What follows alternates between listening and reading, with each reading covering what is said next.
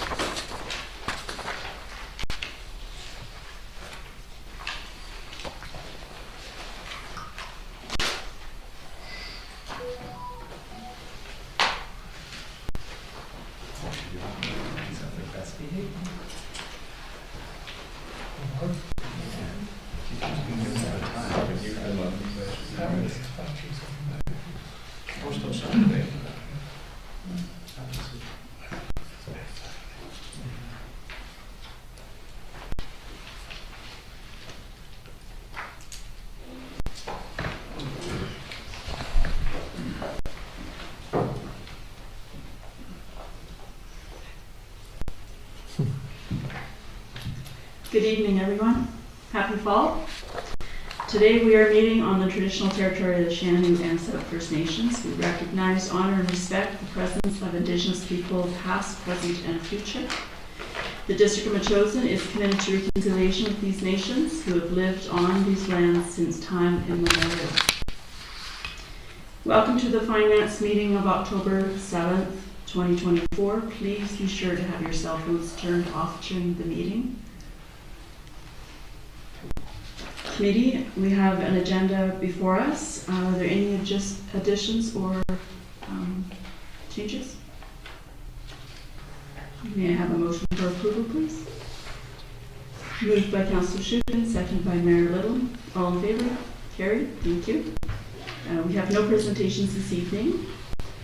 We will have a second meeting this evening, which will be a council meeting, so should you be interested in a presentation or more importantly, I guess, is a public participation. So at this point in this meeting, the Finance Committee meeting, it is time to have public participation. So if there's anyone in the gallery that would like to speak, please come to the podium, state your name and the street on which you live.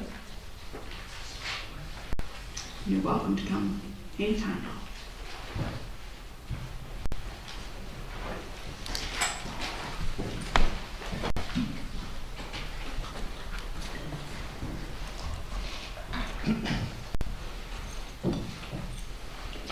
Gary Lamb, 860 Hackmore Drive. Just looking at the results for the third quarter. A few questions come up, and it's primarily around the statement whereby we say that revenues are basically in line and costs are 61% of expenditures or budgeted figures, and that we feel there's nothing, I guess, unusual. But when you look at certain cost centers, and particularly the fire department, there's substantial overages there, unbudgeted and substantial overages. So it raises a question, how can we make a generic statement that everything is basically in line when at least that department is substantially over or under budgeted in certain areas? So, okay, just. Thank you very much. Anybody else? Okay, seeing no further interest for public participation, we'll move on to adoption of the minutes. So on page 3, we have the Finance Committee meeting, June 3rd, 2024. Move adoption. Moved by Councillor Gray, seconded by Mayor Little. Any comments? All in favor? Carried. And on page 7, Special Finance Committee meeting of July 9, 2024. This is the joint meeting with the Agricultural Advisory Select Committee and the Chosen Environmental Advisory Select Committee. Move adoption.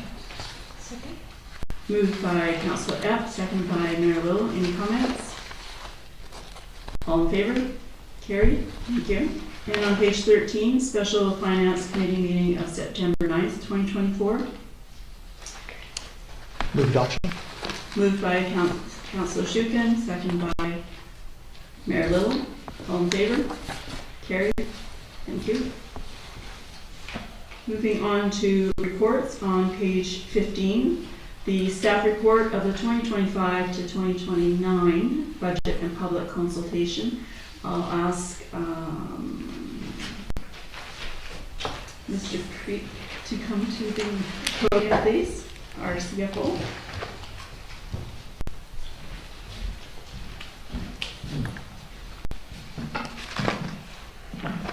Thank you, Mayor and Council. So this is to lay out the schedule for our meetings that will go over the 2025 to 2029 budget. Laid it out starting here on Wednesday, and then essentially every 2 weeks after that on Thursday. Some adjustments for timing. Didn't want to do anything after December 15th.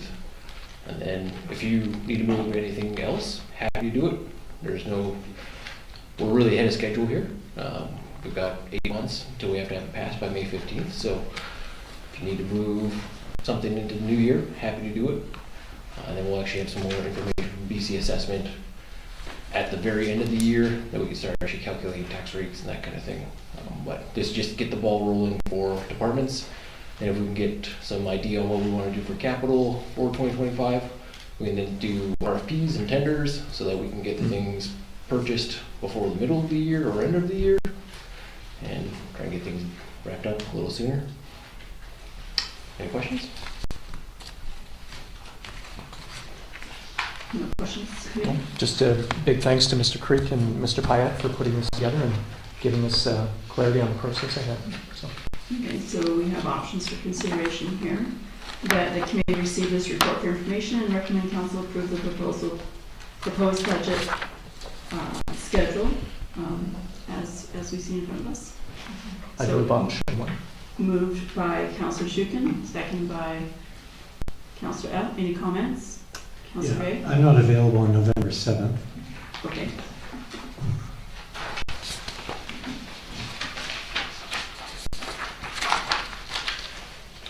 So we'll work this out to address a different date perhaps.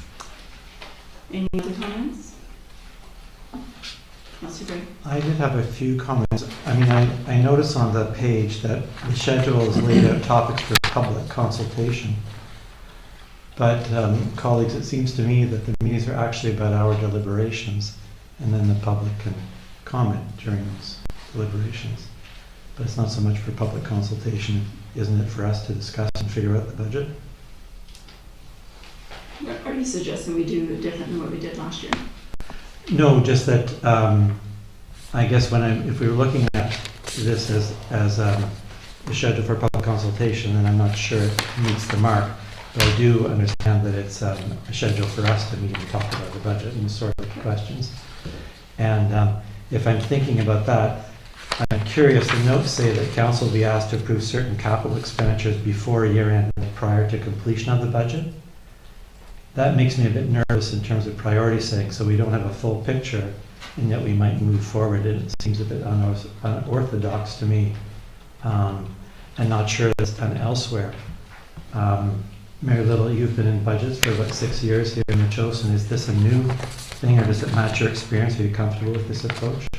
I'm comfortable with the approach because this is the approach that Mr. Creeks has used in his past experience with municipalities of similar size.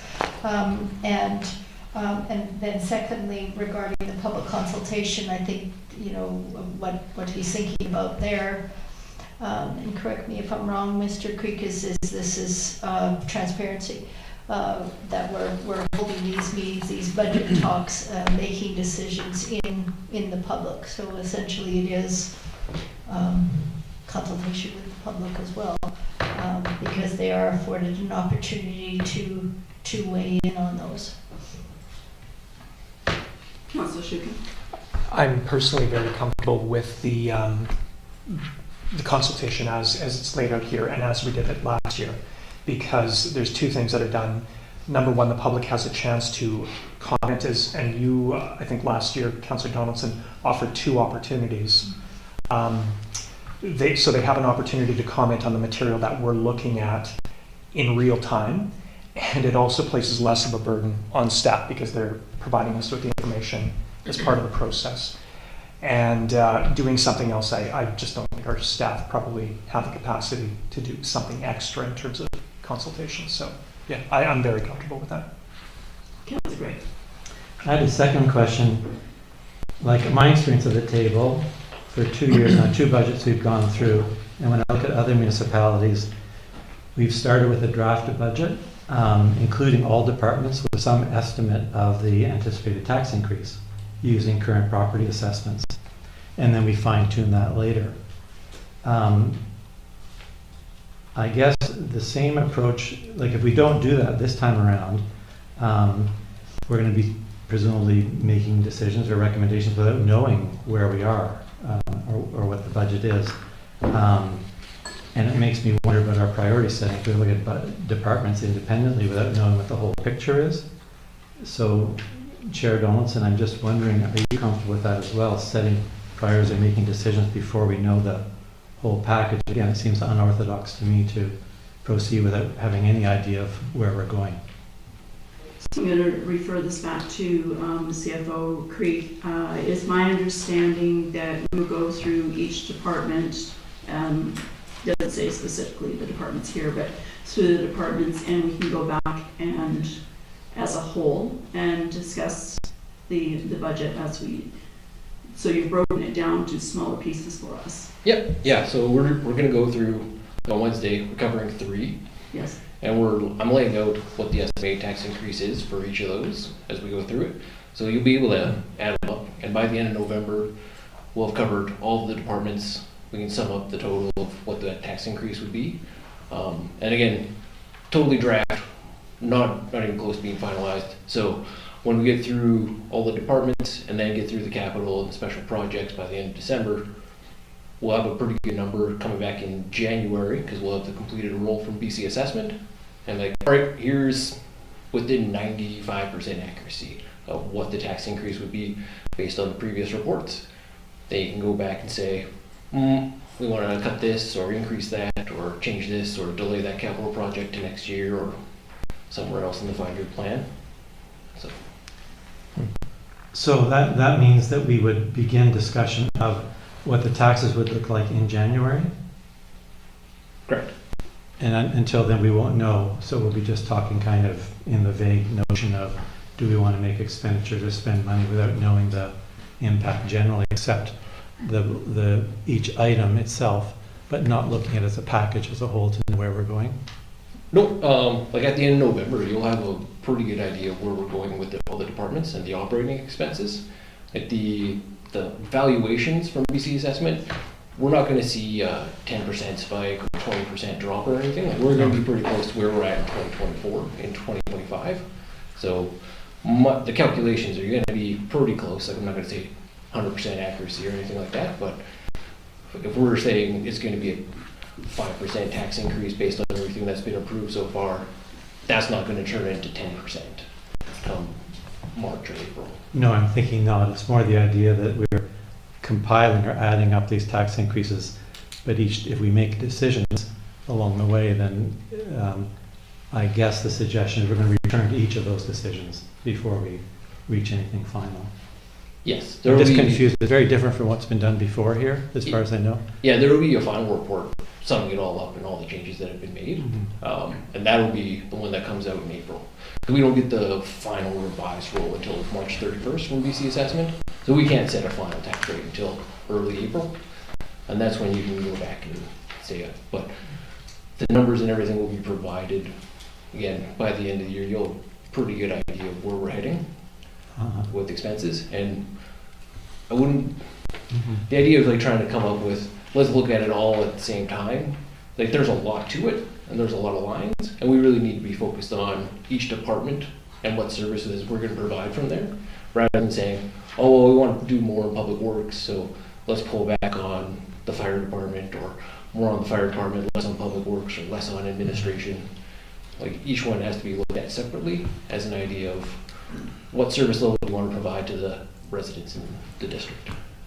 Right, but through the chair, I think the issue that I'm trying to raise is it's difficult to set priorities if you look at things individually without the context within which you're working. So last year, previous year, and Councillor Donaldson, I know all the years that you've attended, we've had a budget at the beginning that gives us roughly the tax increase, because it's not going to change much, as you point out, and you get a sense of it. What kind of ballpark are we in? Are we starting at 10, 12? Are we starting at 5? Where are we going to be? So anyway, but if you're comfortable with it, Councillor Donaldson, I'm along for the ride. I'm just concerned that we'll watch sort of how it goes. As to the public consultation aspect, I wonder, last year, we give 4 minutes for each person to speak before each meeting. That's not much time to go through the issues. And then we denied the public an opportunity for an open house at the end. We said that's done. I argued that we should have an open house because there were still questions coming to the podium. Would we have an open house this year? And I'm wondering if, I really value the public input. And I think open houses have been a long-standing practice in the district of Metchosin, and for all the reasons that we know, but we didn't want to do that last year. I understood at the end. Might we have meetings where the public could meet with our staff, like an open house, kind of a couple of them through the process, so they could come and ask questions and get their fill? Maybe council could attend, or individuals who are interested in getting the questions, or how could we involve the public a little bit more than just the few minutes they get to ask? And then oftentimes we don't answer the questions. People stand up, they ask a question, there's no answer provided. So I'm just wondering how we could do better on that. Okay, so I can answer to quite a bit of that. Going back to what one of your opening statements were there, that this is our committee, that we have to focus on the business here, and rightly so. We've been put into this role to make these decisions. We do allow for public participation. Historically, we've always done that, and in Metchosin we have 4 minutes, which is a lot longer than most municipalities. And what we did last year is we allowed, because the public had asked if they could have input partway through the meeting, so we did allow that for the first time ever.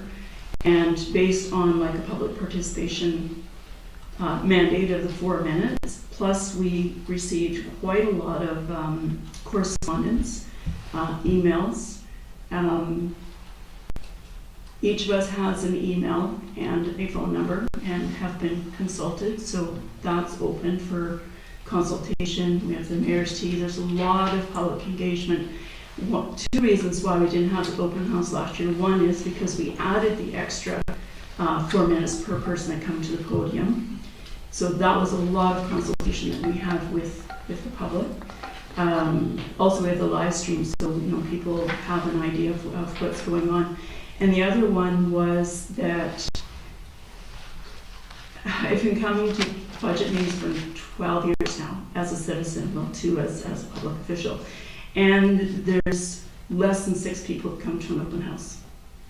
So that is a lot of work for our staff to put these poster boards together, open up an open house, and have very few people attend. Not to disregard the people that are making the effort to come, but we are seeing more engagement at the meetings live and then correspondence. So I think we are meeting the needs of our community in many different ways. So I'm not sure if we will have an open house this year or not, but that was the reason why we did it last year. It's a lot more work for our staff. And with Mr. Creek proposing that we do this earlier in the season and getting a head start on some of the numbers of each department and working more focused on those departments, then I think we allow a lot more of an opportunity, should we need an extra meeting or two after Christmas and following on the heels of information comes in from EC assessment, etc. So I believe we've offered a lot to our public. Sure. Any other questions for Mr. Creek on this schedule? Okay, so we have this is a motion, correct? Yeah, so we have a motion. Councillor Shukin had motioned it. Can I get a second? Councillor, okay. So all in favor? Carried, thank you. And while Mr. Creek is at the podium, we'll go on to the next page, which is page 19 of the third quarter of the financial report, please. Thank you again. So this is going over everything up until the end of September. As noted earlier, we show 101% of the revenue for the year. I adjusted that from our last one when I said it was 117%. After removing the things that we haven't budgeted for, or we got the extra money for capital for the climate action plan, that's where we get 101%. Last time it was at 95.7%. So we ended up collecting more on our penalties, on outstanding taxes and interest. Interest just because interest rates went up, so therefore the province increases theirs, and then we collect based on their legislation. And for the expenses, so we're at 61% for the budgeted expenses for the year. That's where some numbers are higher, as Jerry pointed out earlier. And I'll say for that regard, because a lot of it is in the fire department itself, they do a lot of training and programs. A lot of it's paid for through grants. And so a lot of these things weren't budgeted for per se. Like the training revenue wasn't budgeted for, so that was pulled out. That generated $58,000 of revenue by the end of September, and we still got 3 more months to collect on. And she's running a lot of programs, so that helps offset a lot of those costs. And that's where I feel pretty comfortable that everything does pan out by the end of the year, and that we're not going to be, I don't have to do a financial plan amendment to say, hey, we're now out of pocket this because we didn't collect enough grants or we didn't collect enough training revenue. Those things all end up offsetting at the end of the year. That's where we're looking pretty good. The small analysis, again, it was pretty much the same thing. Revenue is looking good. We collected $15,000 from Elections BC for being in the school. We're going to have another $15,000 coming in once they leave. And then, as mentioned, the outstanding tax balances and penalties there were good. And then we did get a little bit more in building permits to help increase the revenue from that department. Administration expenses, again, comes back to our contracted services, insurance, wages and benefits. We're going to have to bump up the budgets for those in the coming year. Except for contracted services, we get to reduce our financial services contract now that I'm here, so we can remove a large chunk of that, save some money there. But for wages and benefits, we have a new collective agreement that will be in place for 2025 because it expires at the end of this year. That'll end up increasing, not entirely sure what amount, but they're going to be in negotiations before the end of the year. For the fire department, again, it was the Volunteer Firefighter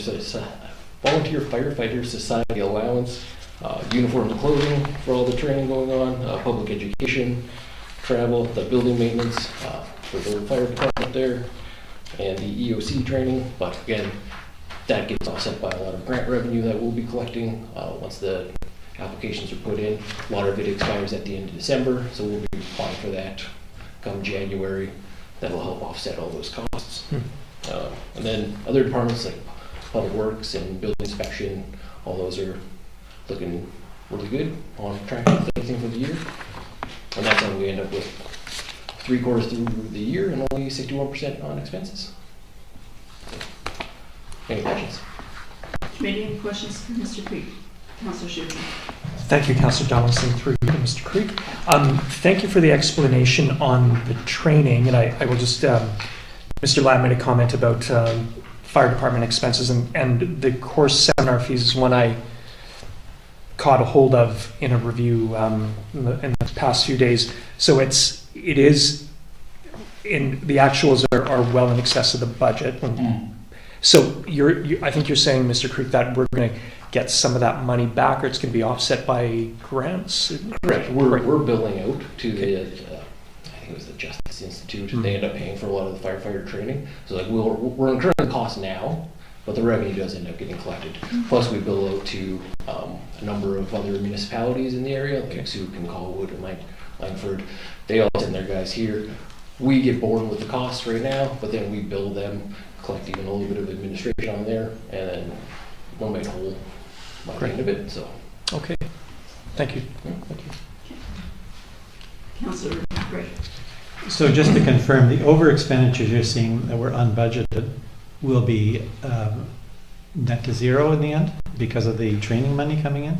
the training and the grant revenue. So she's done fire chief has done a lot with FireSmart and EOC and ESS, and they're all funded by UBCM and the other provincial programs. So we do the outlay to start, but then we just have to remit receipts in our report at the end of the year saying, here's what we spent it all on. Just like the FireSmart, like all the wood chipping and everything like that. We're paying for those people to do their work now, but we end up collecting it by the end of the year.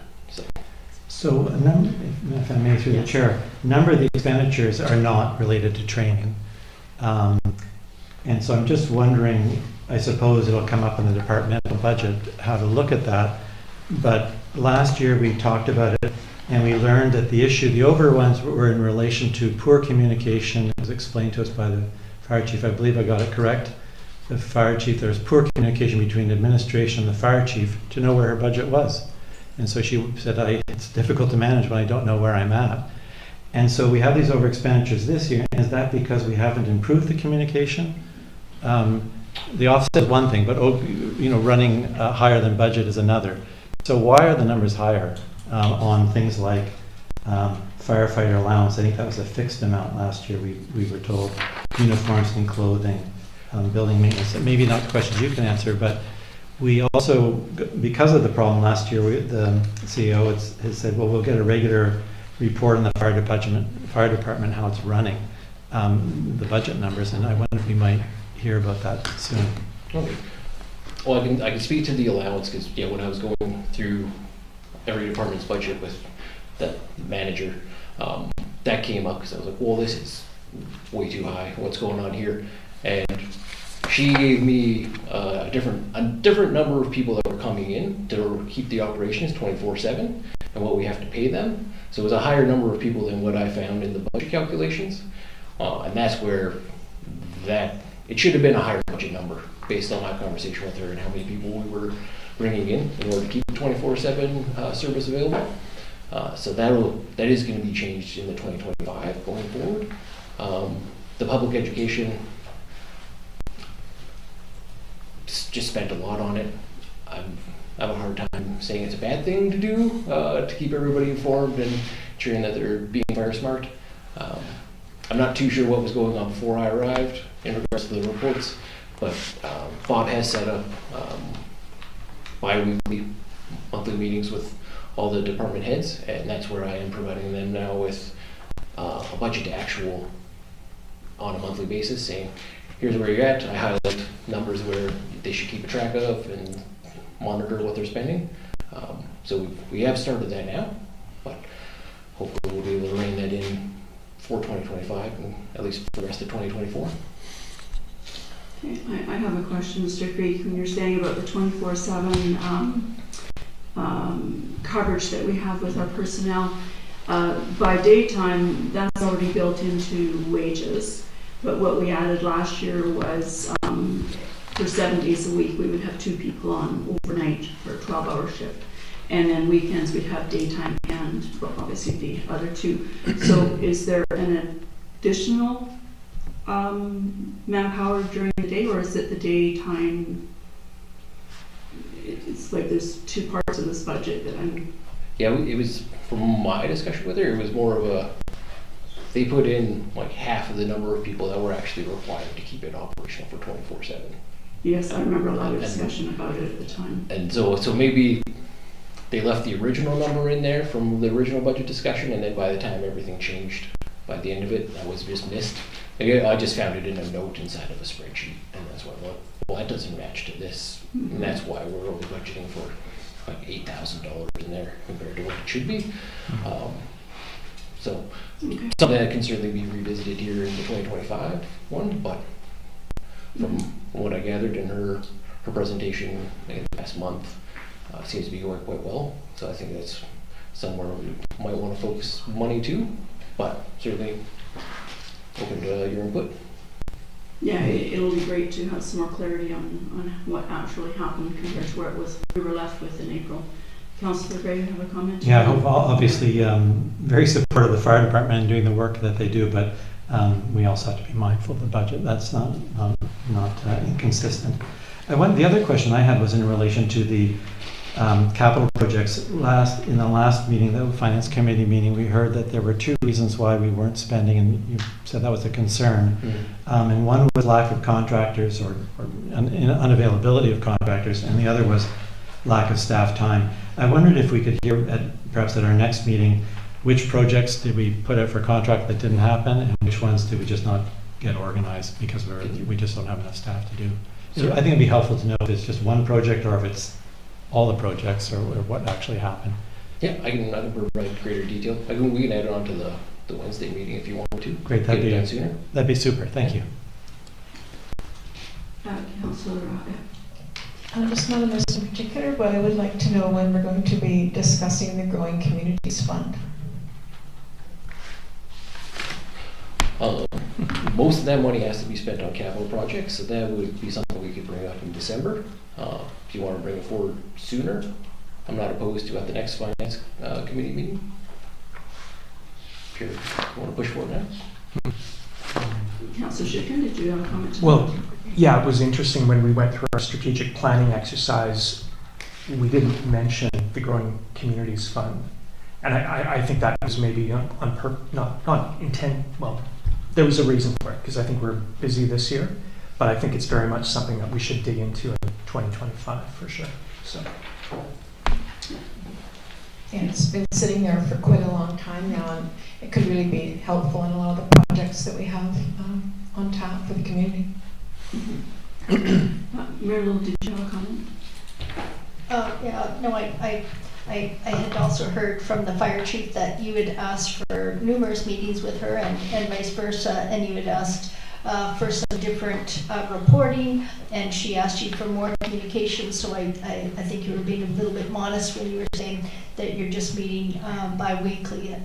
I'd heard that there was a number of different meetings that was going to be helping with what Councillor Gray was talking about in terms of the communication. So thank you for that. Oh, yeah, you're welcome. I just figured little one-offs for 15 minutes isn't really a big deal. Just kind of keep the communication flowing back and forth. Absolutely. Because she was doing an incredible job getting all the money coming in through grants, and that's where something I'm helping take off her plate in one regard is because she's doing so much here. Or I'm like, well, I should be doing grants, right? I'm the money guy. I can get her to write a report on what she actually did with it, but I should be gathering receipts, submitting up to the province, and collecting the funds. So it's just, yeah, they're certainly more than once every 2 weeks. Thank you. And Councillor Gray, did you have another comment? I'm good, thank you. Okay, great. So seeing no more questions, thank you, Mr. Creed. I appreciate that. We look forward to Wednesday's first budget meeting.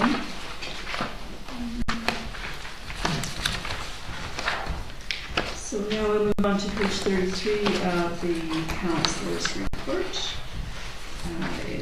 It's long, but I'll be as brief as I can. But while we're on the subject of the fire department, this week marks the Fire Prevention Week. And so I just noticed out on the counter there's a very colorful, well laid out piece of paper from the department about smoke control and burning guidelines. So please, everybody, pick that up and and have a look. I know when I was a child going to school, fire prevention week meant fire drills, no matter what the weather was, so it was always kind of exciting. I don't know what they do nowadays, but hopefully they're still doing those things. So it's, even though we haven't met regularly since before summer, we've been really busy. So my portfolio includes a couple of different boards that I sit on. One of them is the Juanifico Water Commission, and as most of us have heard, that there was a serious break in the water main that served East Sioux, parts of Juanifico Electoral District, and the South First Nation. We had a meeting last week, and they had a slideshow to show us what took place. This was on a steep bank next to part of the Old Man Lake wildfire area, and they've been watching the stability of the bank there. Somehow a tree, a very, very large fir tree, came spearing down the bank and actually pierced into a 24-inch PVC pipe underground. And that's where the break was. A little difficult to get to because it was in the forest, but there is a Gulf News Trail access there, so staff were on it fairly quickly. And how they actually learned about it was at one of their, I don't think it's the treatment plant, but there's they have a lot of technological departments, and they can see when there's an excess of water, all of a sudden an increase, and this was just before the big flow, and everybody gets up in the morning and starts turning on the taps, have showers and whatnot. So it was an unusual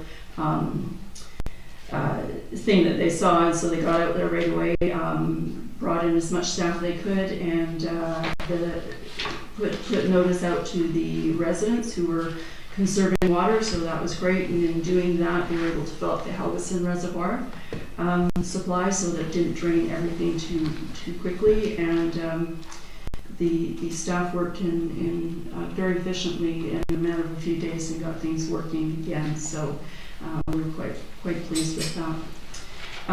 Moving on to the Grey Victoria Public Library Board. Lots of different things happening there. The Nellie McClung branch location is going to be relocated. They were closing the library because they're going to do a redevelopment at the site, and so the library will close middle of December and reopen approximately the middle of February at a different location on Shelburne Street. Saanich will be putting in affordable housing on that location for the library on the main floor. So that's a pretty exciting proposition that's happening in Saanich. The UBCM, I'm going to mention it here now because there's a little bit more later.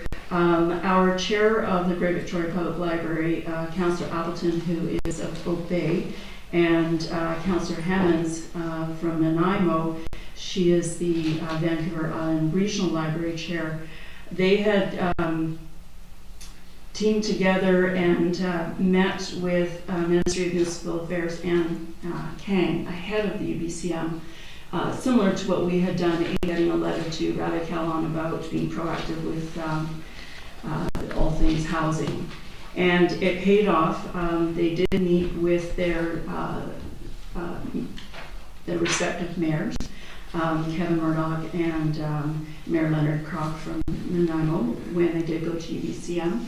And so having these subsequent meetings, they were very positive and forthcoming with information and what they're looking for. And one of the things that they were advocating for was having an advisory board to seek funding for libraries instead of the way we're doing it right now, where staff is doing it and chairs of boards are dealing with the province and going to UBCM, and year after year all these resolutions go in and that. And so they kind of headed off the pass and had meetings ahead of time, and this is similar to what we did as well. So we had met for the first time, I don't know in history, but in many years, had ministry meetings ourselves for those of us who did go. And it was great to do a follow-up. It was very positive. We were very clear on the resolutions we put together last year, which was the old growth forests, this year, and the anchorages topic, as well as Councillor Schuckenbach brought forward the groundwater protection yeah, it was, we were really welcomed. Anytime the minister didn't have an answer or did have an answer, but still engaged his or her staff, everybody was forthcoming and very supportive with us going forward in our little community, and really heard what we had to say on behalf of our residents, and in the case of the shoreline or the forest. So we gave examples of what's going on in our community and where our allegiances are, not to be negative about logging in the forest, but how do we protect and how do we find economic development and everything working together. So those were very good experiences, and I think advocating in these different manners is a lot better than fist pounding on the tables and getting angry. It was really civil, and I don't think it's just because there's an election coming up, but there were really good conversations. The exciting part about things at UBCM or AVIC is always the debates and seeing what little communities and big communities can do when they put their heads together and get things done. So those are all really good experiences. The other thing with UBCM, while I am still on the same topic, is I had an interesting experience in that I chose to, I couldn't attend the whole time because I had some serious obligations on the farm this year. So I carpooled up to Nanaimo with some colleagues from Colwood, and we walked on the Hulo ferry, which was quite interesting. Got us right there, cut down on the time. Parking by day was $14 as opposed to $23 at Swartz Bay. It took us right to the convention center. I think it takes a little bit of time from Swartz Bay to get downtown. Councillor Schuch, I think you took the bus. I'm not sure how long it takes, but it's rush hour on a Monday morning. So I was able to get there ahead of the sessions, whereas if I had taken Swartz Bay Ferry, I would have missed probably the first session at least. So it was interesting, and the cost was not so bad compared to the amount of time, and I was able to get 3 full days in and come back Wednesday evening. So that was financially, I think that was a good choice for me, given the short time that I had in Capel, because I could still be part of a bigger picture with my colleagues and the colleagues that I met while I was there. Lots of different sessions that we were able to attend. Some of the outstanding ones for me were communities in transition. There was a mapping showcase that Ashcroft put together of their small community, as well as a nice little brochure. We've done some mapping stuff here as well in the Chosen, and we've talked about how or would we do that again or not. We've been discovered. We were discovered through COVID, and people do love to come out and recreate, and then they all go home. Another fun one was community of Sparwood has interior trails, and because it gets cold and snowy there, they put a lot of water onto their trails and created skating pathways. The first year they did it was gravel. Now they've paved quite a bit of it, so in the better weather they'll use it for scooters and walkers and stuff. But they got out there with their Zamboni now, and it's all lit, and it's pretty exciting. I know Councillor Schuch was quite taken with how could we do that in Chosen? We don't get snow here, so that was something unique that they're doing, just getting people active throughout the different seasons that they have, and still be able to use their trails and whatnot. Meeting etiquette was a really fun one because they did role play, and I was trying to picture how our council would be there, because before we started meetings here, we did a bit of role play. And we had a lot of laughs in doing it. It's always very different when you're sitting in the audience for all the years that I have been, and then you get at the table and you fumble through protocol and policies and stuff, but all in good fun. So housing was always a big topic. I think those sessions were pretty full over there. Lots of successes were shared, failures, challenges, a lot of dialogue with the ministers. Interesting to hear what other people are having to deal with as well. So ears wide open for me. I learned a lot and came home with a lot. So we'll see where things take us. I won't go any further on to that because I know the mayor's got some of that in her report as well. West Shore Parks and Recreation had VMX Nationals this year. We had people from Tennessee, Florida, Mississippi, Colorado, Washington State, and all across Canada. Very well attended. People really appreciated the facility. It was not just the beauty of it, but the ability to go on the walking trails and take in skate park and all the other fun stuff that goes on down in the area. Triangle Athletic Association is looking to, their association, like we've heard with lacrosse, is expanding greatly. So it's a bit of a flex with the different sports, but with so many children getting involved with sporting or different kinds of sports, the playing baseball is becoming more and more popular, so they're looking for fields, and they're actually having to leave the West Shore to use fields. Their teenagers are playing on one field, and that is at Luxton. The organization has asked if we could expand on one of our fields down behind the rec center, but I don't believe that it's big enough because bigger kids hit the ball and throw the ball further. So we're still working with them on that, and hopefully in a future meeting we'll try to accommodate in some way. Having said that, West Shore Parks and Recreation is fully maxed out with what's going on in the facilities. So as you've probably heard me report in the past, we are looking at, Colwood is looking at community recreation facilities, not pools or skating or anything, but some other facilities. Blankford certainly is. I have brought up a couple times about the gymnasium, and I know they've been in touch with our staff in those talks too, so maybe we can get some programs here, and we also have a field too, so we'll see what happens. Pickleball court, that is a subject that is near and dear to a lot of pickleball aficionados. We have money available for that, although our staff at West Shore is going to be looking at grants as well. We have sufficient funds because we've had such an increase in participants at the recreation center. Now that COVID is behind us, there's been such an influx. But if we can get grant money to offset some costs, we're going to try and do that as well. So staff is looking at that so that the monies that we wouldn't be spending could be spent on some other capital projects as well. Agriculture Committee, as we know, during the summer, we did finally approve the agricultural plan, so we're really, really happy about that. We made the front page of the News, so that was pretty exciting. Nice bright, colorful picture, I should say. But we've got a lot of work ahead of us. One of the things that we want to work on is the Chosen Grown brand. This is something that we have had in the past, and we want to highlight that more. And so we've got a lot of things. We've got a meeting coming up next week. This will be our last meeting of this year as to where we're going to go in 2025 with the plan and supporting local agricultural activities, as well as where can we go within the West Shore region, especially as we are pretty much the breadbasket here.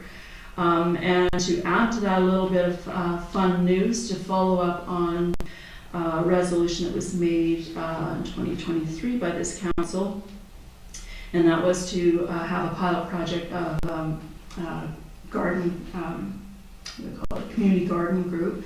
Was successful in getting the group registered with BC Society, so they are called the Chosen Grown Society. You will hear more from them in 2025 for sure.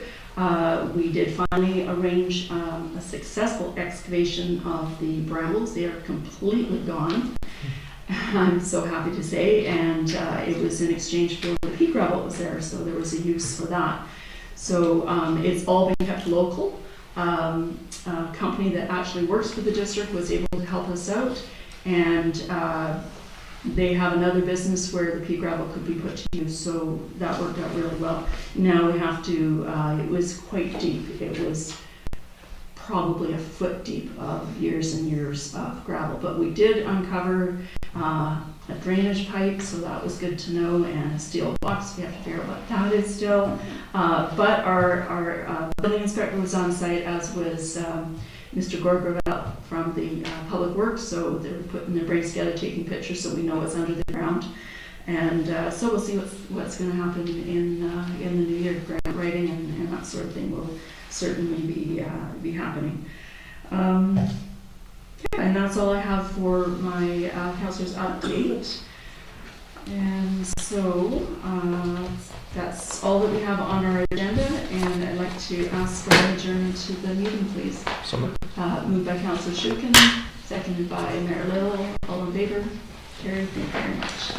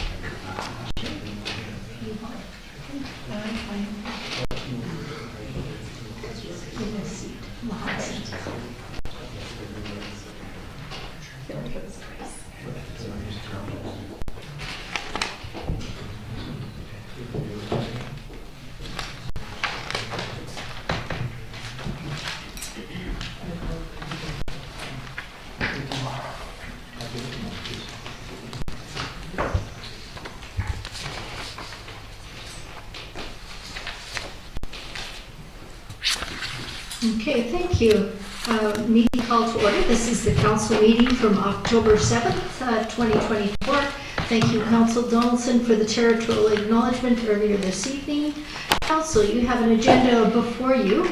We have a number of PICs, correspondence from the public. We'll place them at part 11C, D, and E. With that, do I have any other additions for the agenda? If not, I'll take a motion to approve the agenda as amended. So moved. Moved by Councillor Gray, seconded by Councillor Donaldson. All in favor? Opposed? Carried. Thank you. Next, we have public purchase.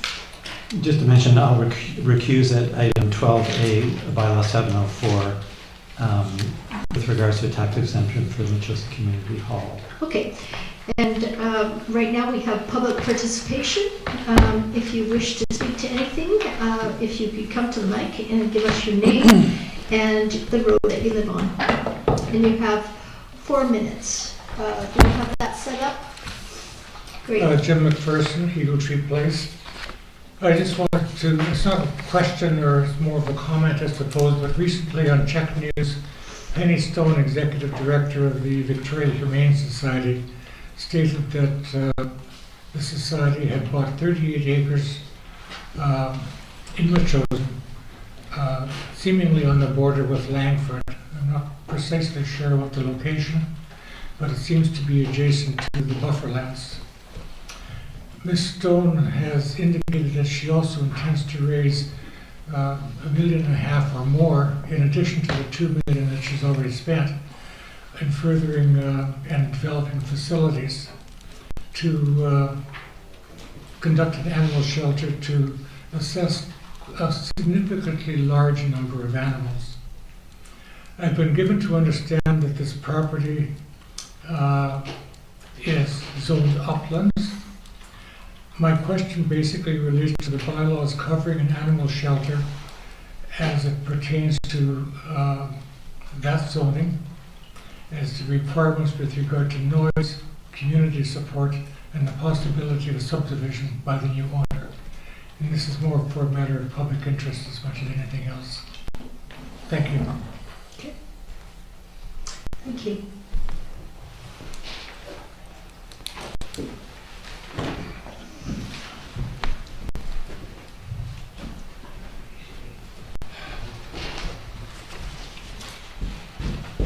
Good evening, Brent Donaldson, Chalister Court.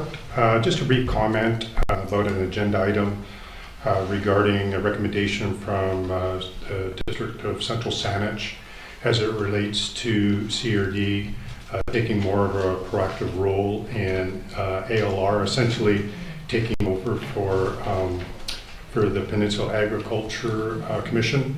I have been a member of that commission. I was one of the founding members of the Agricultural Committee here in Metchosin. And certainly having another level of government, I think is problematic. We'll deal with that so much in the Greater Victoria area CRD. I'm sure all those employees do good work, but to me, we just lose contact face to face with the residents and the like. Certainly the examples that Ms. Tunnicliffe have put forward, that many of the board members of the CRD represent Victoria, Esquimalt, Colwood, Sydney, Highlands, Free Royal, Oak Bay, and Langford, none of which have ALR land. So I think it's important that we maintain our current structure. Those members that are on PAC right now are all farming type communities. So to go down the road of pushing this over to the CRD, I think is a mistake. Thank you. Thank you. Anybody else wish to speak this evening? Good evening, Mayor, Council, and community members. My name's Katie Underwood. I live on Montrose Avenue in Victoria, but I farm in Saanich, and I'm here as a representative from the South Island Farmers Institute. South Island Farmers Institute is a dynamic group of floral, food, fiber, producers on the South Island.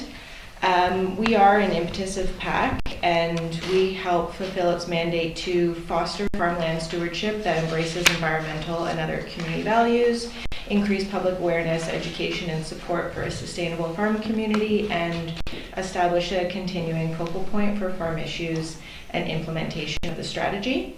As you know, Central Saanich called the governance review of PAC on October 10th of 2023, and still a year later, the review has not been initiated. Keep going. Okay. At the past September 9th council meeting, Central Saanich has reconfirmed their commitment to review the PAC terms of reference as the staff recommendation as follows. Member municipalities proceed with the terms of reference review for PAC, with drafts and changes going to PAC for the information and feedback prior to the end of 2024, and that once PAC has been consulted, the revised terms of reference be referred to each member municipality in early 2025 for their consideration of adoption. PAC's definitely on board with this. At this time, member municipalities have not received a request from Central Saanich to complete this review. Meanwhile, Central Saanich has submitted a letter to the CRD encouraging them to take over the governance of PAC, as you know. I'd just like to be here tonight to let you all know that the South Island Farmers Institute knows that this would fundamentally change the essential work of the Peninsula and Area Agriculture Commission. PAC's most important work is communicating and advising municipalities on complex area OCPs and bylaws, meeting provincial legislation and ALC policy. If the CRD had a service budget in place and officially adopted PAC, PAC would no longer be able to fulfill its function as a CRD commission, as they report to the board of directors and not to member municipalities directly, which is what PAC does now. We hope that Metchosin considers the implications of this request and change when brought to the table of the CRD, and encourage you all to support the terms of reference review as the priority. Thank you. Thank you. Does anybody else wish to speak this evening?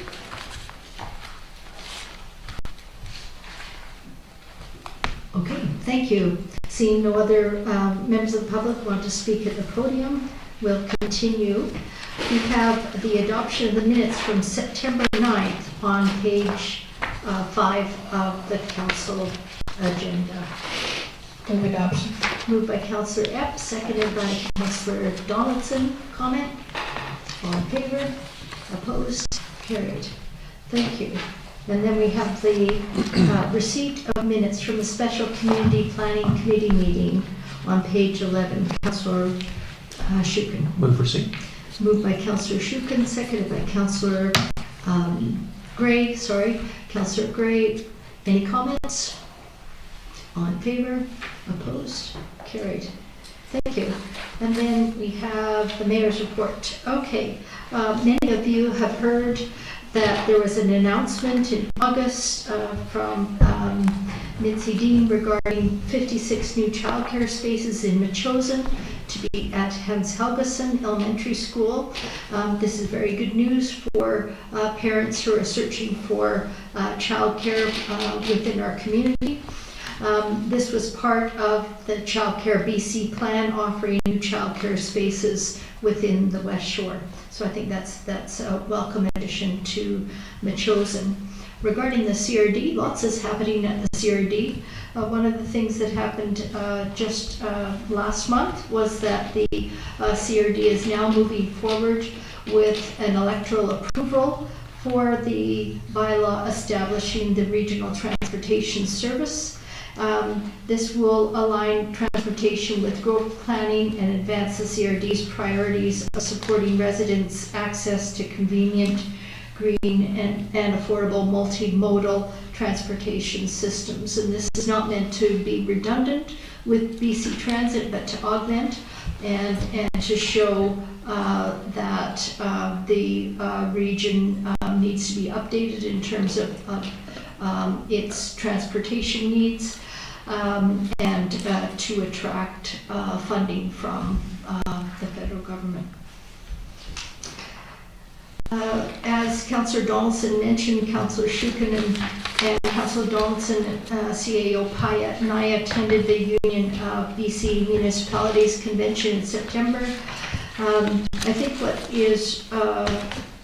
what is most significant when I attend these meetings is I really understand that we're not unique, that there's a lot of communities that are on the small to medium size that are struggling with very, very similar issues. Many of them are saying, well, we need a new fire hall, but we also need new tennis courts, and we need recreation facilities, and we need more of a tax base because we've got so many residents. So that is interesting, having conversations with people from all over the province. As Councillor Donaldson mentioned, we had these ministerial meetings, and I think going forward we will always have ministerial meetings. I was doubtful, given the election year, whether they would be fruitful, but they did listen to our concerns, and it was really closing loop. So we put forward these resolutions to UBCM, and the resolutions passed, and we're following up with them, making sure that the ministers in charge of those portfolios understand that we are serious about our requests in a respectful manner. And for me, the meeting that we had with Honourable Nathan Cullen, the Minister for Water, Land and Resource Stewardship, regarding protection of groundwater and the need for Metchosin to have a Metchosin-based observation well. I think that was quite fruitful, and they were very interested in. And Minister Cullen sort of was a bit appalled that we didn't have an observation well in Metchosin, and so the staff did a lot of note-taking, and so I think that throughout the year, if we have issues that we are passionate about, that is pertaining to our community and citizens, I think we should bring those forward to whatever ministry that is responsible for that. So that was good. And many of the themes, of course, we heard a lot about housing, but I didn't really hear anything new, except for that the provincial government was very serious about moving forward with housing, and that during the conference there were two communities, the Royal and Souk, that were denied their grant, the extension for that. So that was unfortunate for them, but the province did say that they were very serious. And then the resolution section, that's democracy in action. That's always an interesting session to see what people are very passionate about, and our resolutions did pass. So that was good news. Mayor Little? Yes. Sorry, I won't get a chance to talk about UBCM. Yeah, so absolutely. Just to echo what you said, from time to time this council has decided we're going to dabble in big picture issues like old growth forests and biodiversity, water and watershed issues like in Anchorages as well, which is a massive issue. Mhm. So UBCM does give us a chance to talk to players at that higher level. So that the ministerial meetings were really great. And I think we met all told with upwards of 15 staff. So even though the politicians may not be there or in the same roles, we met with staff. And one other thing, just to echo what you were saying about housing, is the thing, we got a chance to hear from all three of the big political leaders. Mhm. And the thing that struck me is how pivotal this coming election is going to be to BC, but especially to Metchosin. Because there's the governing party, the former governing party, they are dead serious about creating housing opportunities. And they're not going to tolerate laggards. The other party said they would rip up Bill 44, but they too want to do something about housing. So it is going to be a very interesting outcome. So sorry for the interruption. No, that's fine. What we also heard, the three of us, there was the addresses from all three political parties, and it was really very interesting to hear their different bents and their different pitches. So that was a really great opportunity for me to hear the three leaders. So next year UBCM is in Victoria, so we won't have the added expense of accommodation. So I'm hoping that everybody can go. Okay, in early September, I attended the 50th anniversary celebrations of Pearson College. That was hosted by Honorable Janet Austin, our Lieutenant Governor of BC. We were entertained by these many talents of the Pearson College students. It was a really fun night. Anyways, if you're in the community, mention to them happy anniversary. Ambassador Bob Ray was the keynote address. What a dynamic chap. He didn't have any notes with him and he spoke for 30 minutes and it was very entertaining, but I hadn't realized that he knew Lester B. Pearson and had many meetings with him. There was Lester B. Pearson's grandson in the audience, and it was very entertaining. And I have added respect now for Ambassador Bob Ray. He was an incredibly articulate and diverse individual. That was an interesting opportunity. Last week there was a flag raising ceremony that I was reminded 3 times to attend, so I attended. That was at the City Hall in Victoria. That's with the Canadian Association of Retired Persons, and they advocate, for instance, for the increase of payments for old age security for retired persons. And then finally, October is Foster Family Month, and the District of Metchosin wishes to express our gratitude and sincere appreciation for the important role foster caregivers undertake throughout the province and in Metchosin. And this is often caring for the most vulnerable children and youth in our region. So we say thank you and celebrate with them October Foster Family Month. And that's it. That concludes my mayor's report. Moving along to business reports for action. We've got a request for a development variance permit, 3940 Highmount Drive. This is on page 19 of your agenda. And CAO Payette, were you going to introduce these? Thank you.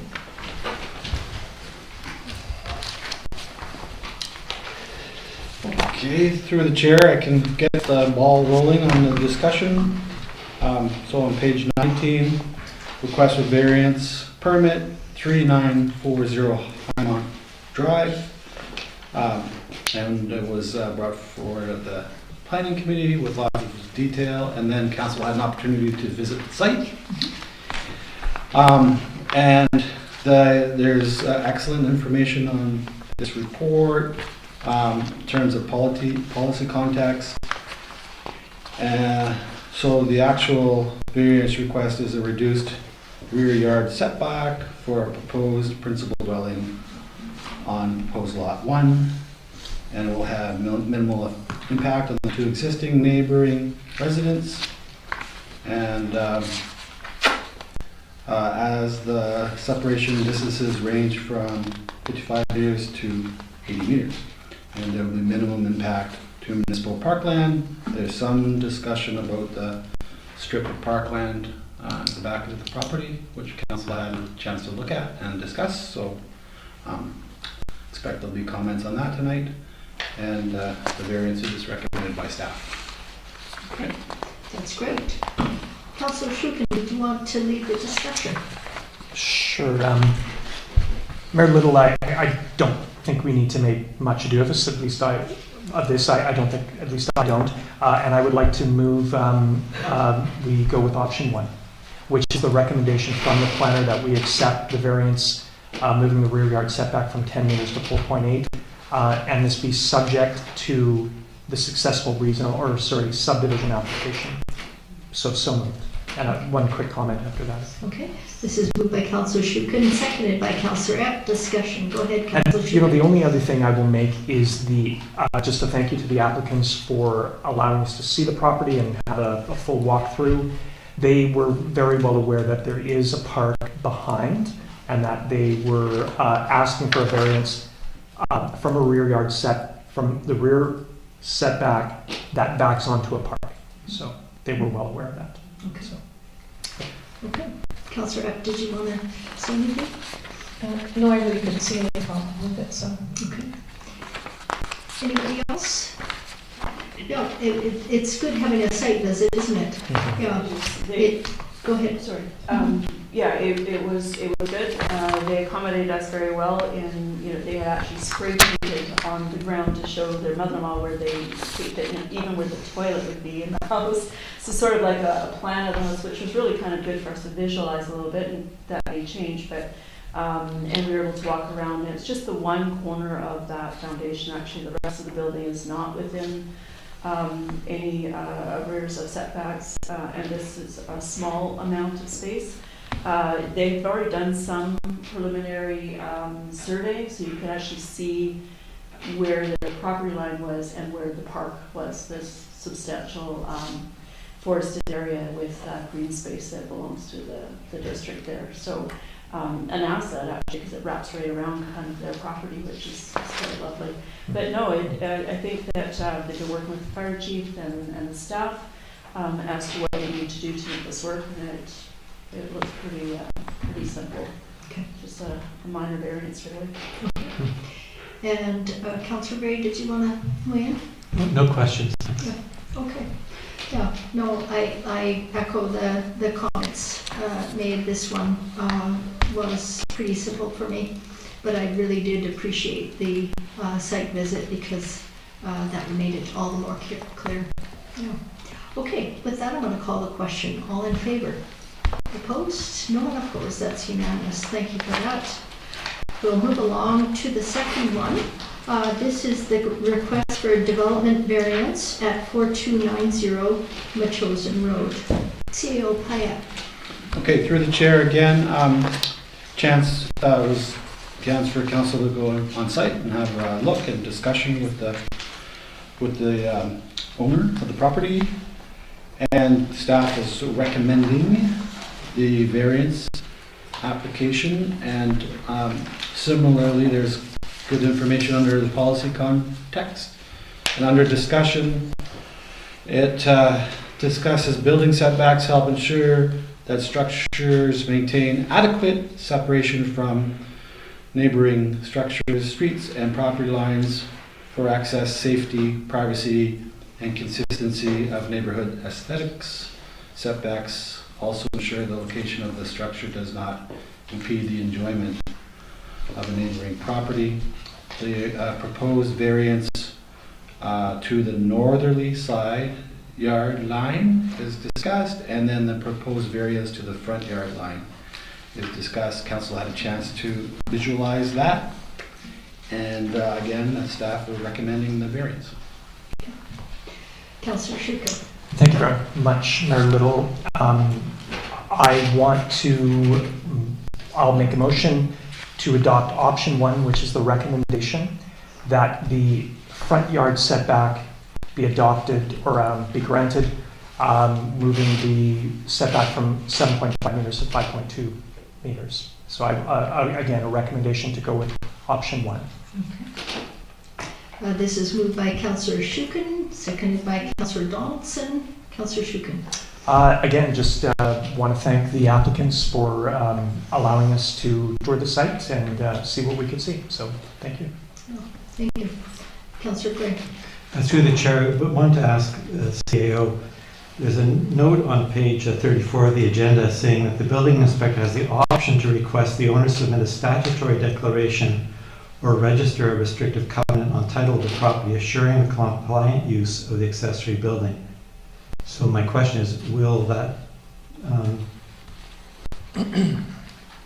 option be exercised?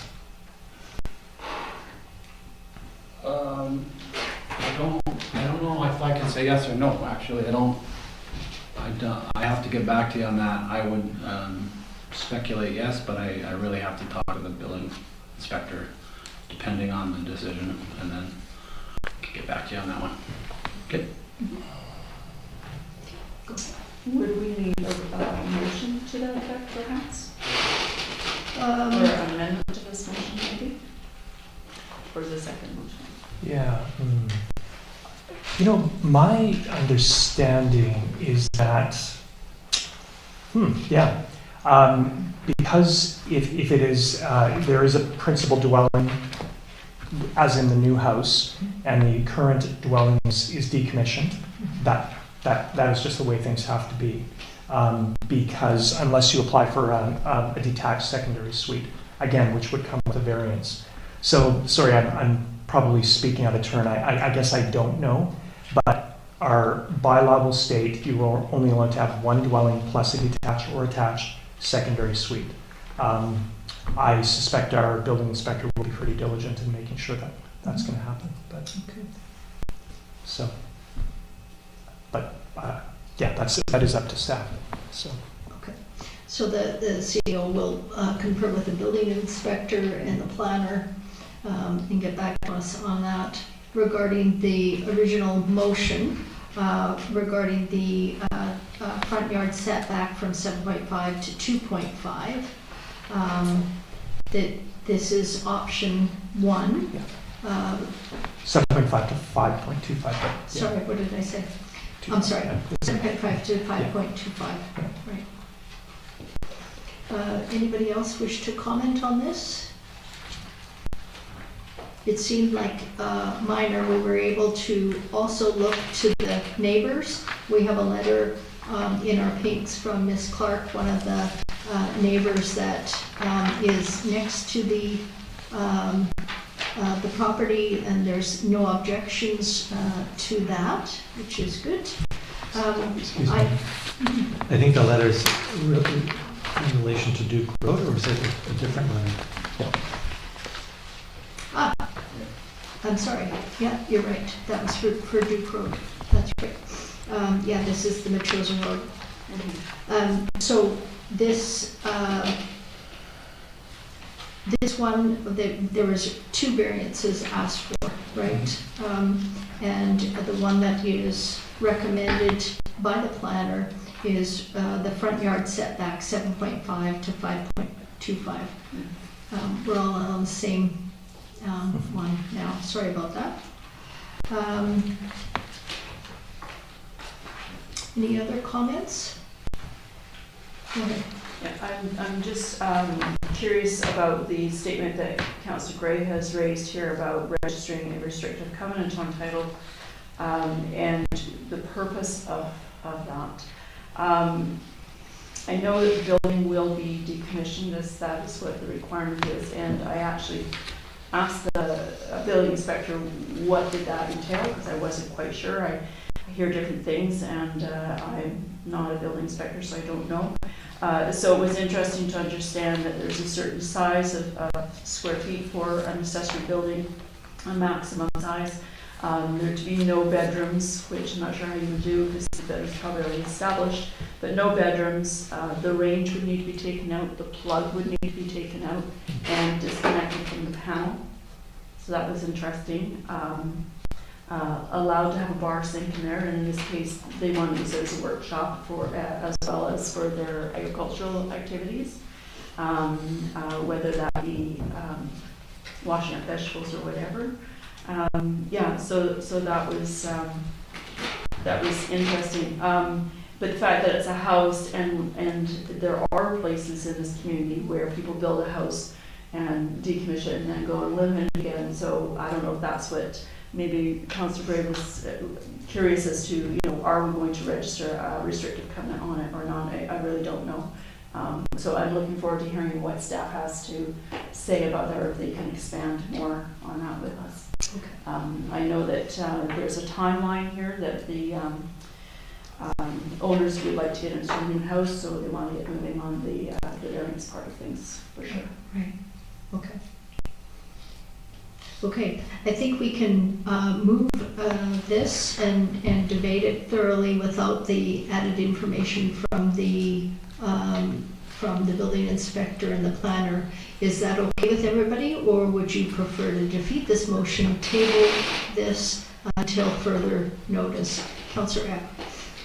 Well, it does say in a statement that it's at the time of the building permit issuance, so that would be at the time the building permit is being issued to convert the building, so it's kind of in the future. I think we can move on with what we're doing, and the building inspector will be dealing with that one. Okay. Seems to me. Okay. Is that okay with everybody? Okay. That's great. Anybody else wish to comment on this variance application? Okay. So the motion is option 1 to issue the variance permit 2401 as per the recommendations. I hope that's clear with everybody. I'll call the question. All in favor? That's unanimous. Thank you. Okay, now moving on to the third variance request. This is the request for development's variance permit for 3771 Duke Road. Thank you.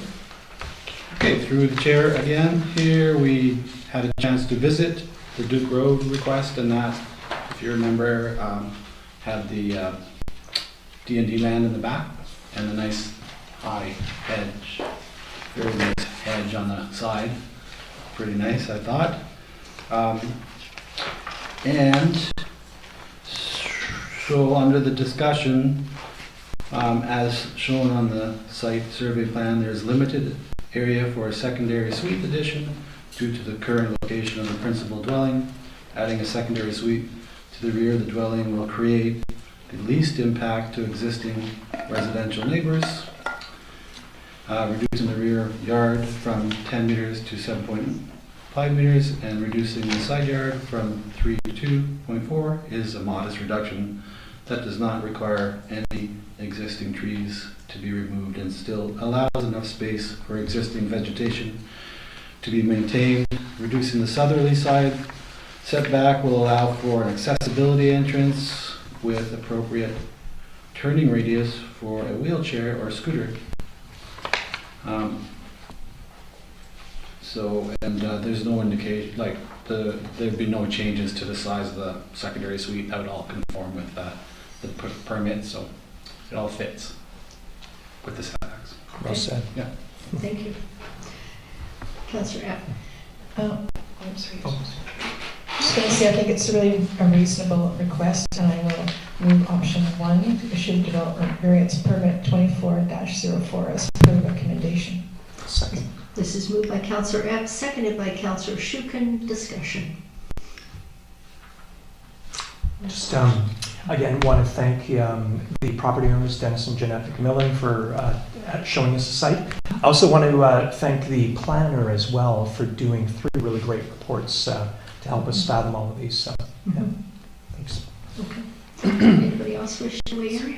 Go ahead. I just wanted to say again, in doing a site visit, just sometimes when you look at, even when you look at an aerial view and you think you know where everything's laid out, and the drawings, and the question I had when this came to us 2 weeks ago was, why did it kind of jut out? Why didn't it just go with the same, lineage of the house?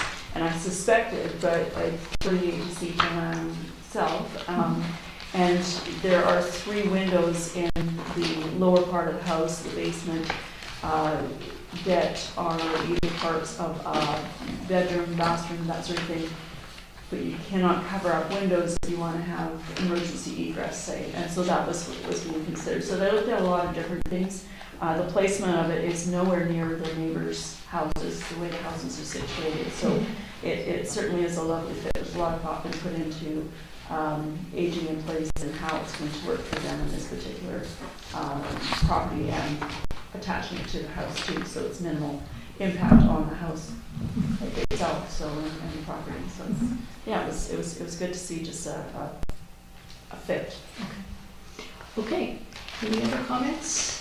Okay, I concur with what has already been said, so I won't repeat that, but thank you for the applicant for their transparency and for allowing us such a great site visit. So I'm going to call the question. All in favor? That's unanimous. Thank you. It passes. And we have reports for information. On page 57, we have a report to council. Mr. Creek, do you want to introduce this? Thank you.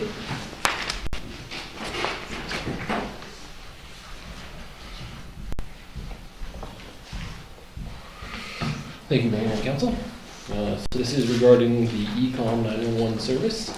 It's more a contentious issue for everybody on the South Island because the province has previously been paying for this, and they will continue to until the end of March of 2025, at which point they would like to put that onto the residents in our district and every other municipality on the South Island at a estimated cost of $119,000 per year. So that would be based on 2024 assessments, about a 3.1% tax increase, or 3.2.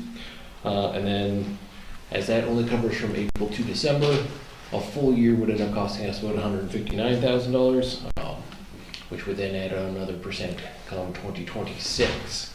Now it's a little up in the air as the election, and maybe there could be a change, but being prudent, we'll have to budget for it now. Potentially, we'll have an answer by March. We could remove it if it's being funded a different way, or if the province is willing to take it back on.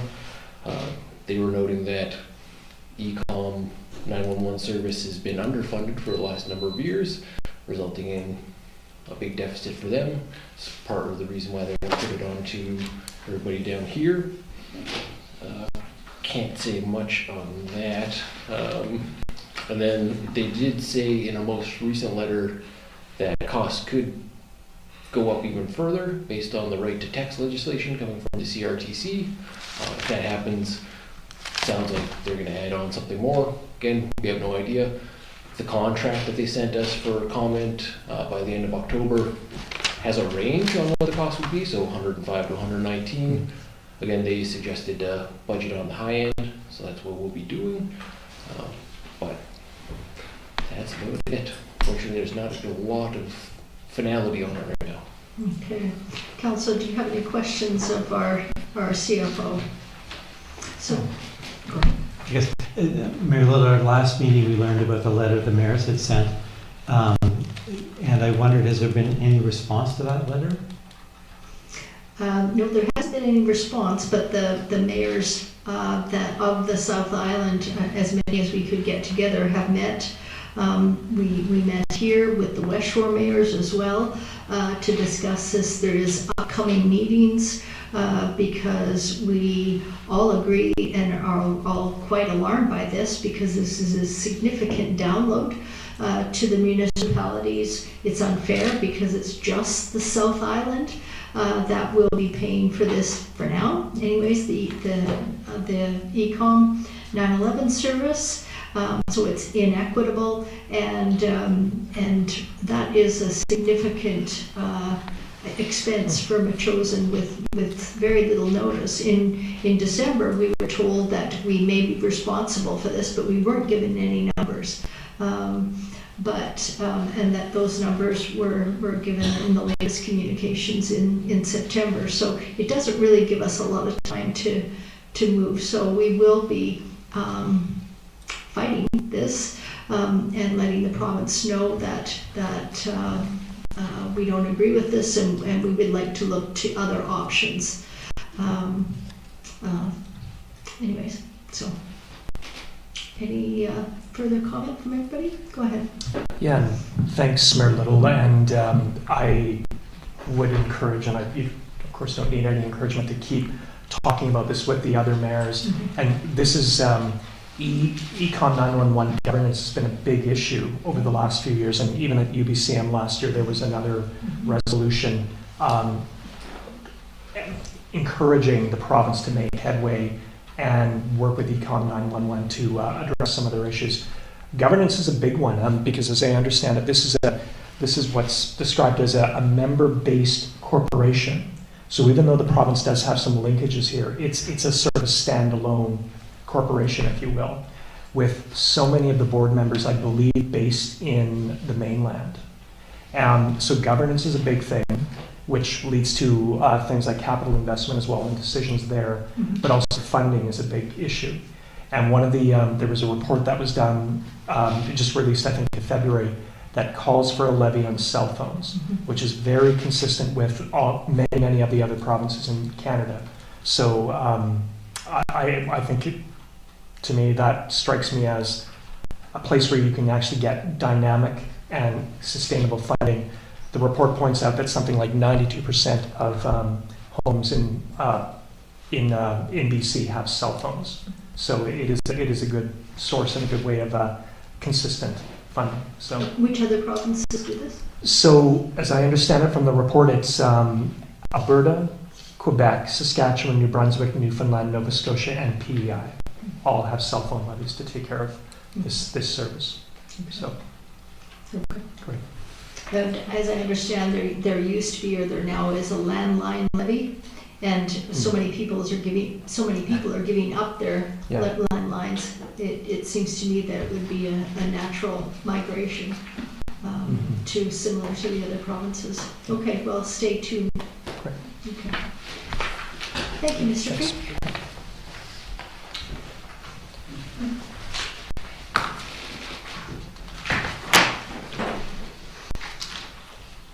On page 59 of the agenda package, we have correspondence for information. We have a letter from Minister Heyman, Minister of Environment and Climate Change Strategy, regarding cougar predation in sheep in Metchosin. Have I gone ahead? Page 59 is the one. Oh, sorry, yeah, I had gone ahead. Let's go back to page 59. This is, thank you. This is the backpack project. So previously we have had the backpack project in the district of Metchosin. They would like to know if they could again use space in the front lobby of the municipal hall for their donation box and their posters, and if we can respond as soon as possible before November 1st. What does council say? Councillor Gray? Well, I support this project. Okay. Go ahead. Yeah, I do as well. I've actually, in the past, have been in touch with Nikki. She's a Colwood resident. They do great work. What is very helpful is having a list of things that can go into the box. So hopefully they'll provide that with us. And if we could put that on our website and share with our residents too, that would be useful. Okay. Do you want to make a motion to that effect? Yeah, I'd like to make a motion that we accept their box in the foyer for the duration that they're requesting here, and that we obtain a list of products that they require that goes on our website. Okay. This is moved by Councillor Donaldson, seconded by, do you want to second that, Councillor Gray? Second by Councillor Gray. Discussion? No? All in favor? Opposed? Carried. Thank you. And then we have a request on page 61 from the Girl Guides. And this was for Saturday, April 26th. They would like to use the field and the bandstand as they have in previous years between 10 and 4. for training for their young participants. They would ask also that the fees be waived. They would be about $170, keeping in mind that they do a great service for our communities. I went and spoke actually at the Girl Guides a few months ago. Had a lovely evening with them.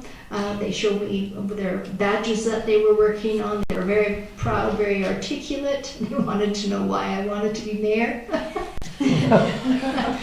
Anyways, it was an entertaining meeting, but they do things within Metchosin, such as at the Apple Fest and serving tea at Metchosin Day. What say you? I would support this. Absolutely. I actually had to message my son today saying, what's a buddy burner? So he sent me a link to Scouts Canada, of course, which is where I should have gone. So that's why I sent to all of you this afternoon, so now I know how to make a buddy burner. No, this is a great opportunity for them to have a skills day and get all their youth in, not just their one group, but all of their groups together. They actually approached me recently. They want to come out for Remembrance Day again and march with us and lay a wreath, and could they say something? So they're very cognizant.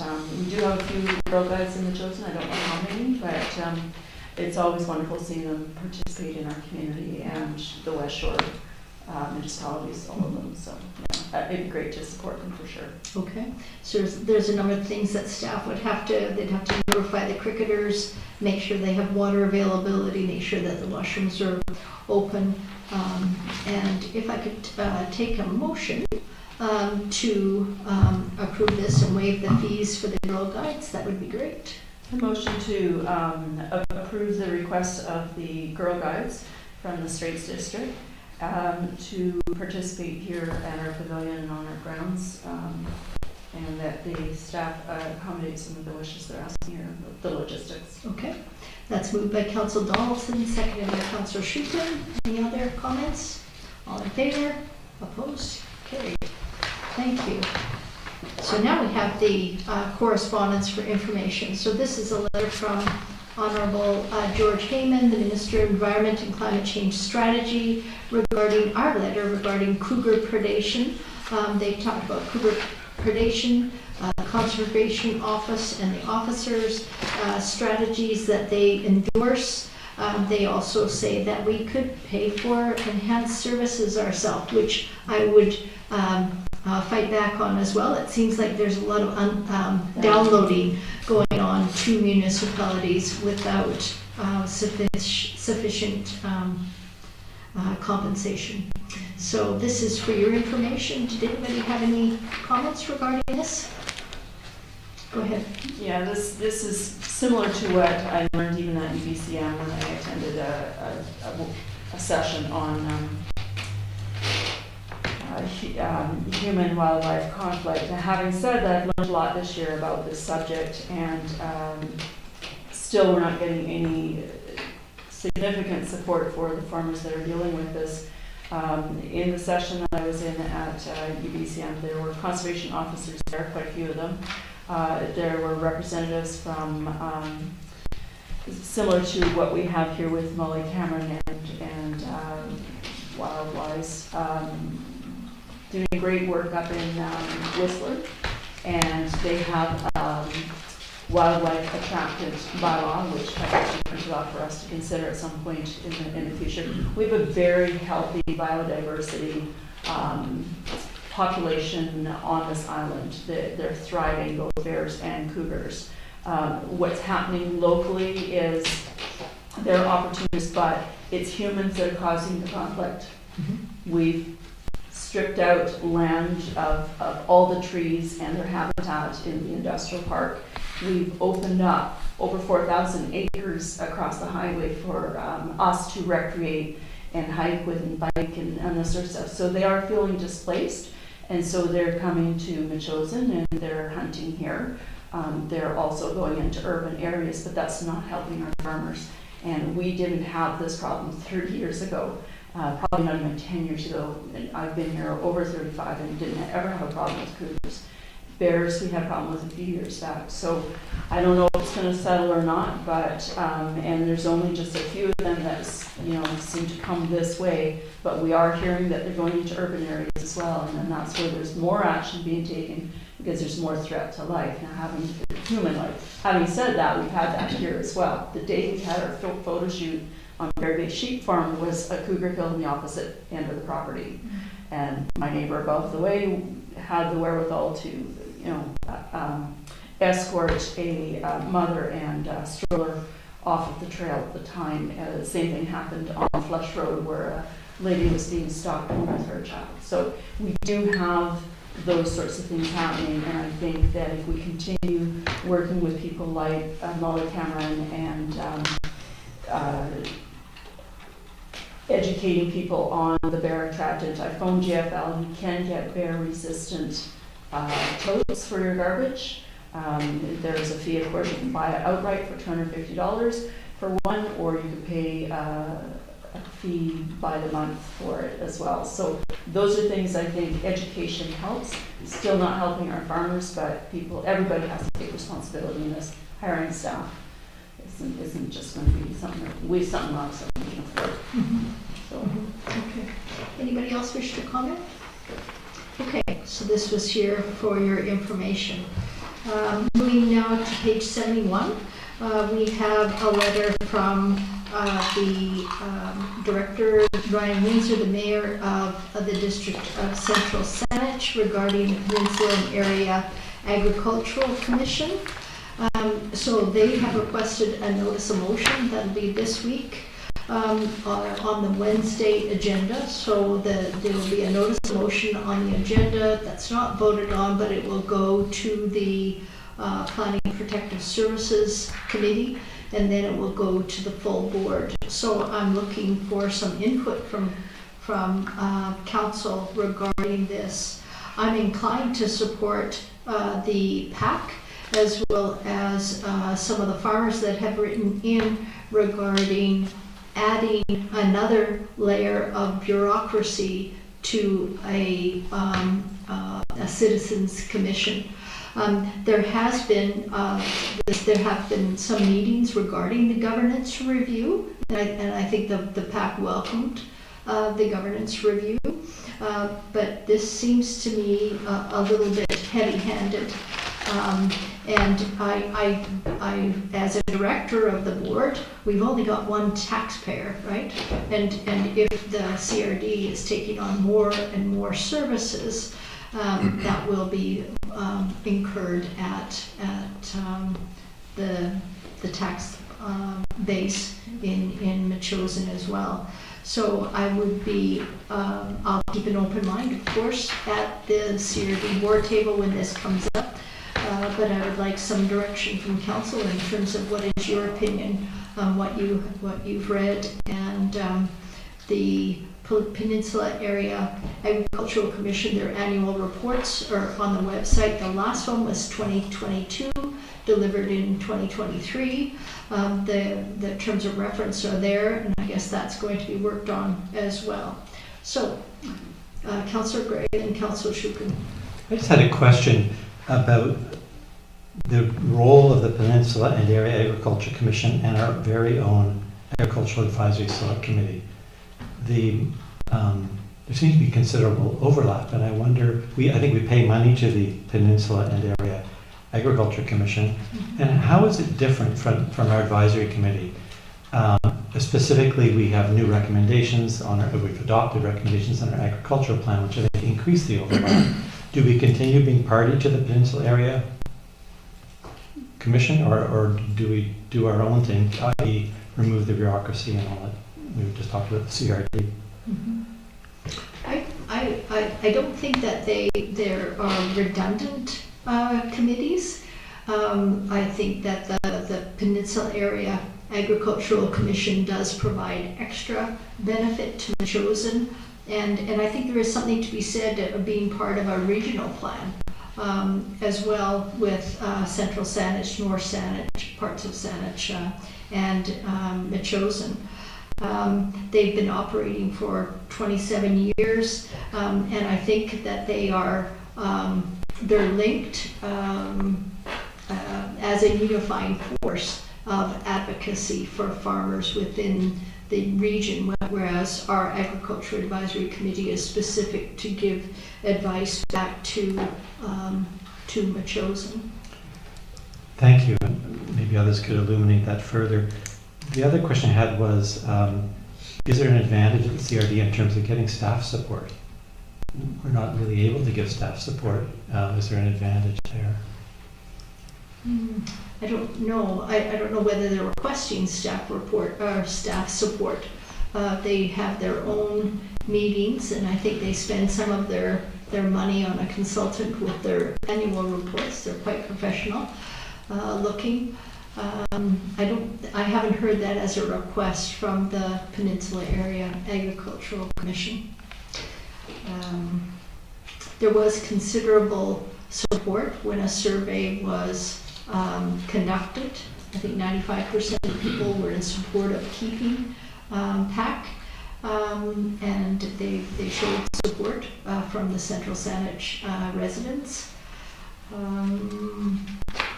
I guess that's all I can say. Go ahead. I just wanted to say, Metchosin has been a member of PAC for many, many years, and the wealth of knowledge that you can exchange between farmers and their various experiences. The peninsula farming is a lot different than the farming we do here, and so it's always important to keep our minds open. And we are, as you said in your report earlier about UBCM, we are not unique all by our little selves. We are unique in that we have something to offer and to learn, and same as having a community garden is getting the exchange of information, and it's a strong advocacy group. I've learned a lot from the different things that they have sponsored. Same with the South Island Farmers Institute, which is 1 year new, putting on different conferences and field things and that. So these are happening things and bringing farmers together in a time when food security is almost non-existent. We don't want to get into that, insecurity. We're trying to build it back up the other way. So staff, if they know how to farm, maybe that would be an asset, but I suspect they're more going to be working with the paper part of stuff. But this group has been functioning quite well without having staff when they have their member communities as their farming communities as part of their support and their voice. I don't know how. I suspect because you're our representative, you're going to be able to share what we expect, at least in Metchosin, as a farming community, and go forth and explain that to your colleagues at the table who are not farmers. Mm-hmm. And if they want to become farmers, then they can come to us. Mm-hmm. But people speak best when they have the experience and the knowledge rather than not. So I think that this group is a strong advocacy group for farmers in the area. Mm-hmm. And I'm kind of surprised to see this notice of motion where it's going to go. And I read into their minutes, and there was a lot of action items that they still have not even done in partnership with CAP. So it's disheartening to see that there's not crossing the T's and dotting the I's. It's a bit of a jump. Mm-hmm. Mm-hmm. So this, as I said, this will come to the board eventually, but it'll be a weighted participant vote, so it won't be everybody voting. It'll be only those participants that are contributing to the service that will be able to vote. Councillor Shukin. Sorry, just a few quick comments, and I wanted to get back to the point you're making right there. But to back up what you were saying about the benefit of a regional group, mm-hmm. I think there's a lot there. Even when I had an association with the APRM, one of the things that we were trying to do is to build connections with the other groups and communities who had ALR land in their jurisdictions. Mm-hmm. A big reason for that was the potential of land coming out of the ALR, mm-hmm. and how we could cooperate on that. So I agree with everyone here that there is a good rationale for a cooperative approach. I share, I think, all the misgivings that have been said here today about putting this under the CRD. Not to say anything poorly against colleagues in other jurisdictions, but I feel like this is coming from one central Saanich. The problems that are pointed out go all the way back to the call for the review of the terms of reference that came from Central Saanich. And then there was the desire for an appointment of a person we know at this table and in this community who I think would bring a lot of value. And again, there was an objection there. So it seems like the issues are from that one area. Now, in terms of what the mechanics are, so this is coming, it's a notice of motion. I think it's just going to go on the books for another discussion. It'll be at the committee level. Yeah. So, and whether I don't know what the record is for debating even whether this goes on like a future meeting or not, but Well, it will, so it'll go from notice of motion to a committee. If it fails at the committee, it won't come to board. okay. But if it is recommended, then it will go up to the board. Okay. So speaking in defense of Central Saanich, they are looking at their budgets just like we are. And then they're interested in cutting wherever they can. They did start a notice of motion regarding the Victoria Family Court and Youth Justice. This was in 2022 as well, and so they wanted to opt out of the service. And there were major implications for that. If they wanted to opt out, they had to get ministerial approval. You had to have, it was, I think, 4/5 consent at the table, and they weren't probably going to get that, and they ended up withdrawing. So I suspect it's nothing nefarious. As far as I can tell, they're probably looking at their books and saying, what can we cut? Because we've got all of these services coming on, including Ecom 911. And maybe they're looking for low-hanging fruit. I don't know. That may be. I haven't had a conversation with Mayor Windsor, but I will. I will in the next coming weeks. And just in terms of action, so Mayor Little, you mentioned this would come to the CRD on Wednesday. Yes, Okay. but as a notice of motion, so that's not voted on. Okay. It's a notice of motion, so that will be brought to probably the Planning and Protective Services on that committee as well. Okay.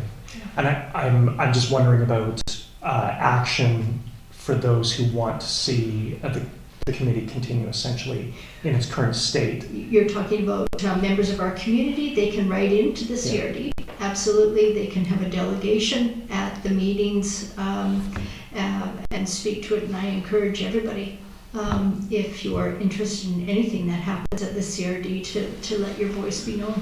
Great. Absolutely.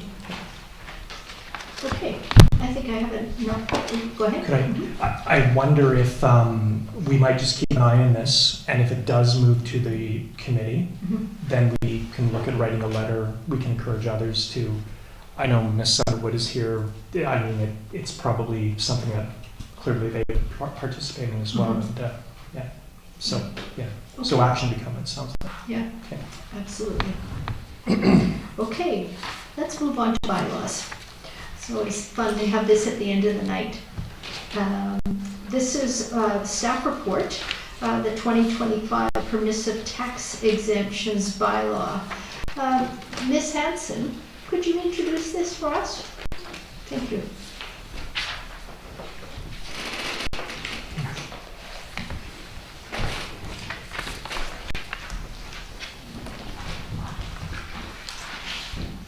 So council has already given first, second, and third readings to both of these bylaws, and now it's time for council to consider adoption. We just have to make sure that the bylaws are adopted by the October 30th deadline. Okay. Is there any questions for Ms. Hanson regarding, we've gone over this already. No? So shall we deal with that? Thank you. Shall we deal with the heritage tax exemption bylaw 703 first? Okay, let's deal with that. And so the option is to adopt or not adopt. I would recommend that the council adopt bylaw 703, the heritage tax exemption bylaw 2024. So moved. Moved by Councillor Shukin, seconded by Councillor Gray. Any discussion? All in favor? That's unanimous. Thank you. So I'll recuse now as I'm a trustee in Chosen Hall. Go ahead. I will also recuse myself as members of my family are involved with motorcycle club. Okay. Okay, council remaining, we have the bylaw 704, the general tax exemption bylaw 2024. This is on page 77 of your council agenda. We discussed it previously. Let's say, I would move adoption of bylaw 704. okay. This is moved by Councillor Shukin, seconded by Councillor Epp. Any discussion? No. Okay, all in favor? Opposed? Carried. That's unanimous as well. Okay, let's get everybody back. Ready for it?